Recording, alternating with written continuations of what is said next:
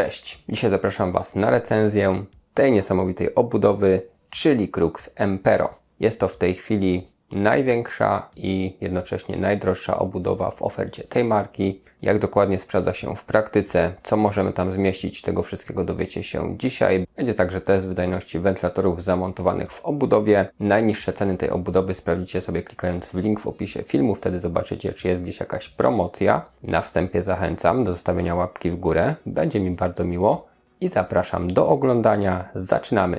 Crux Empero to niezwykle ciekawa wizualnie konstrukcja. Jej wymiary to 443 mm długości i 426 mm wysokości. Szerokość to 277 mm.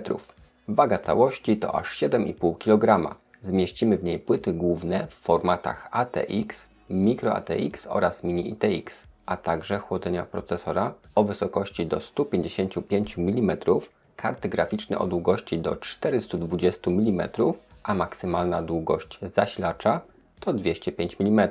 Obudowę wyposażono w solidny system chłodzenia. Znajdziemy w niej aż 4 wentylatory o średnicy 120 mm z licznymi efektami ARGB, które w tej chwili możecie podziwiać. Całość podłączona jest do kontrolera i zarządzamy efektami przy pomocy przycisku Reset. Wentylatory same w sobie są bardzo ciekawe, ponieważ poza świecącym środkiem efekty ARGB widoczne są także na obudowach wentylatorów, gdzie doświadczymy trójwymiarowego, lustrzanego efektu.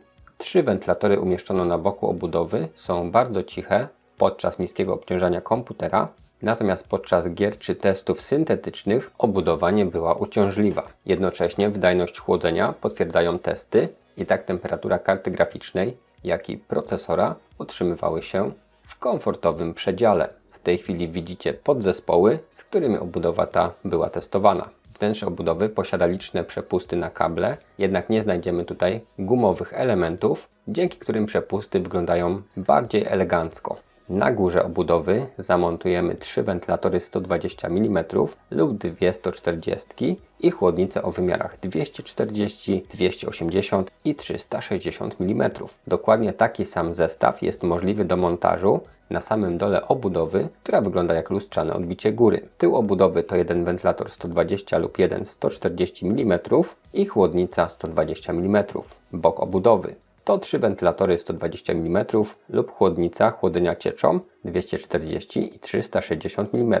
Cała główna komora chroniona jest aż 3 panelami z hartowanego szkła, z czego jeden fragment jest bardzo mały. Wszystkie 3 elementy możemy zdjąć, jednak są one zamocowane na śrubki i nie uświadczymy tutaj chociażby systemu na klik czy magnetycznych zaczepów. Na topie obudowy znajduje się zdejmowany panel wyposażony w zespolony filtr przeciwkurzowy. Chociaż moim zdaniem przydałby się na nim jeszcze dodatkowy filtr magnetyczny, dokładnie taki, jaki znajdziemy na dole obudowy. Panel sterowania wygląda nowocześnie i znajdziemy tutaj większy przycisk włącznika, tuż za nim nieco mniejszy przycisk Reset i następnie gniazdo mini jack typu combo, 2 standardowe porty USB, jeden to standard 2.0, drugi to 3.0, a na koniec USB-C. Jednak podłączone do płyty głównej konektorem typu USB 3.0, dlatego maksymalne uzyskane prędkości transferu będą odpowiednie dla tego standardu. Z tyłu 7 portów rozszerzeń i przykręcana na małe śrubki osłonka. A zasilacz tutaj znajduje się w osobnej komorze. Chroniony jest przez solidny panel